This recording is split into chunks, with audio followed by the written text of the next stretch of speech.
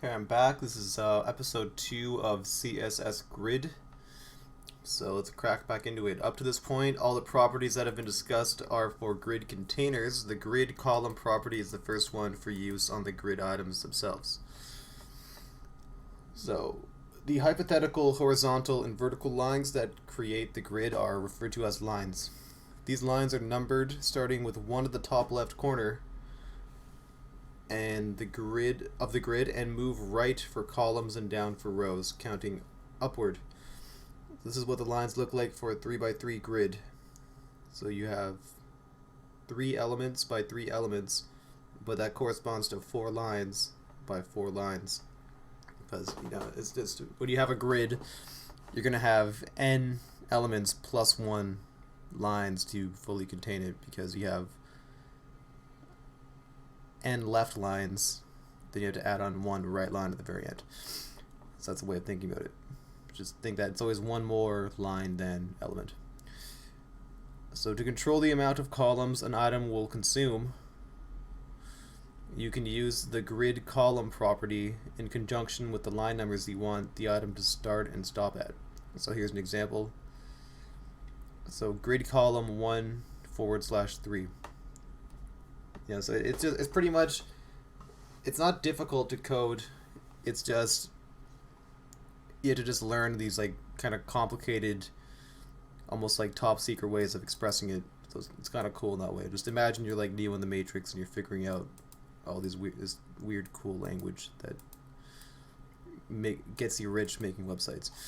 Okay, this will make the item start at the first vertical line of the grid on the left and span to the third line of the grid, consuming 2 columns. So it'll start at the first vertical line of the grid on the left. So it's going to start at line 1. It's going to span to the third line.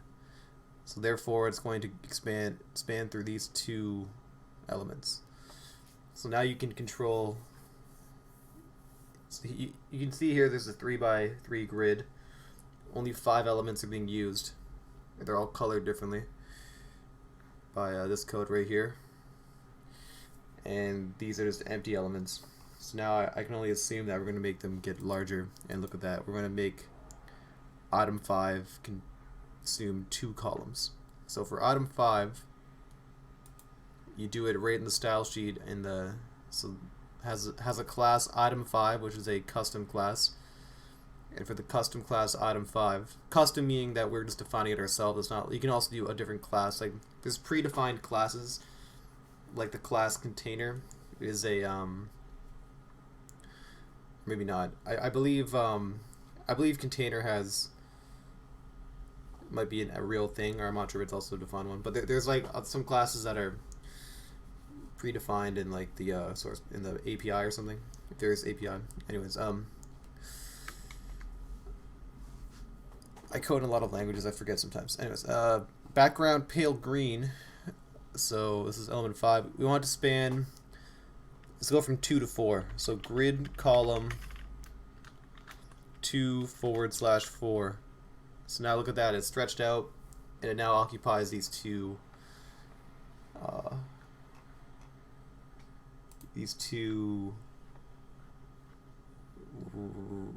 columns. My god, I can't think right now. Okay, so run the tests. It's satisfied. I love satisfying you, free code camp. That was a weird thing to say. CSS Grid. Use grid row to control spacing. Of course, you can make items consume multiple rows just like you can with columns. You define the horizontal lines you want an item to start and stop using grid row. So using grid row again, they want item 5 to be a 2x2 now instead of a 1x2. I think when you're doing like n by m for matrices, at least if you've ever done a mathematical matrix, n is always rows, m is always columns. So it's rows by columns. So right now it is 1 row by 2 columns, so it'd be a 1x2 element. And now we're going to make it a 2x2 element by giving this also a value of 2, 4. So it's going to go from line 2 through line 3 to line 4. So now it's the big daddy element 2x2. It's the boss element now.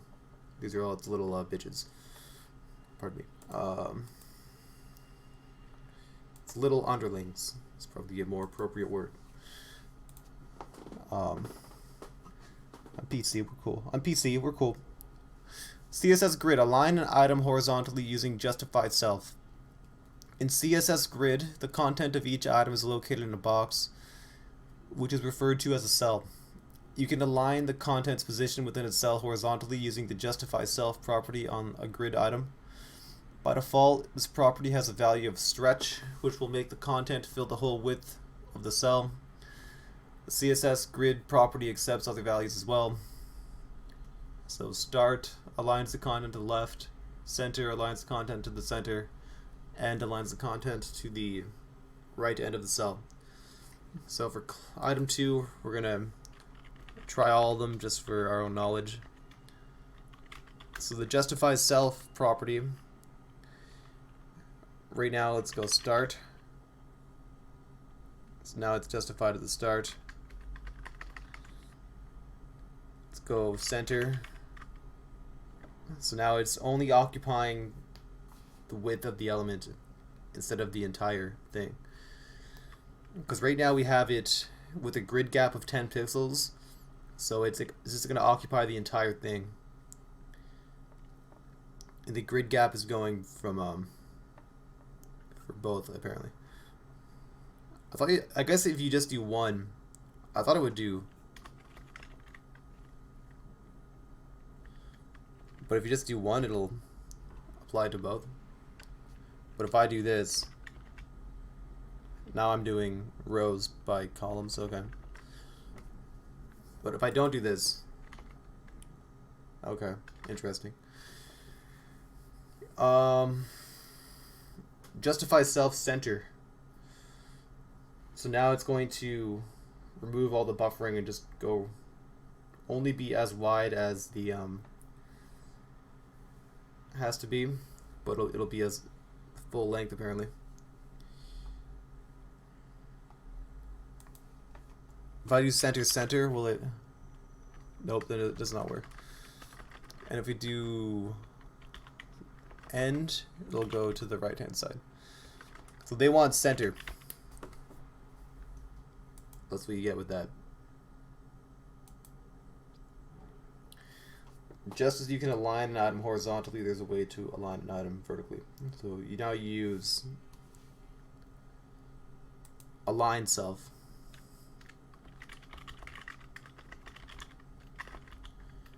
Align self can go start. Now you're just working with the up-down motion of it. Which is appropriate to say because when you're on a computer monitor, it's always kind of normal to the ground, the monitor, meaning it's kind of like in a plane, same plane as the wall.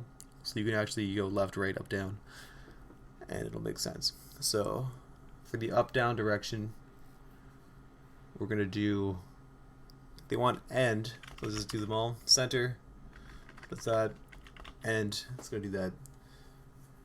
Now if we do them both, put this in the center. Now it's both, but they don't want that.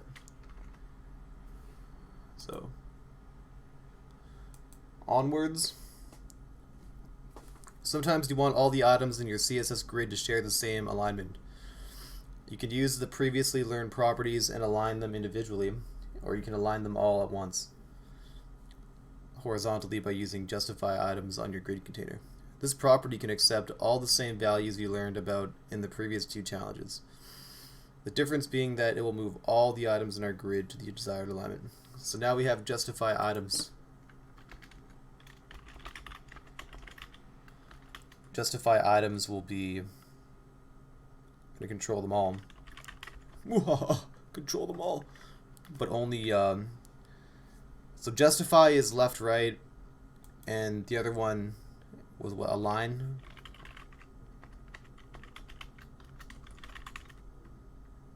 Alignment is for up, down. Put a tab here to make it look nice.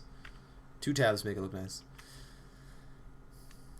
So they wanted the justification to be in the center. I'm not sure if justification is a actual technical word, or it's just the word they arbitrarily used in CSS, but that's definitely something to research on your own to expand your knowledge. So align all items vertically using align items. Using the align items property on a grid container will set the vertical alignment for all the items in our grid. Use it now to move all the items to the end of each cell. Container class should have a align items property that has a value of end. So as I predicted from the previous one, there's an align items, and it has those three options. So end is going to make it. Did it work? Okay, it worked. So they all got pushed to the bottom of the cell now. So just to show the difference, center would be this, end would be this. Okay. Onwards we go. Okay, so I'm going to cut the video here. Thank you very much for watching. Check us out on social media. If you want private coding tutoring, send me an email below. We have a Patreon. Like, subscribe, comment, and thank you very much for watching. Hope you enjoyed the series.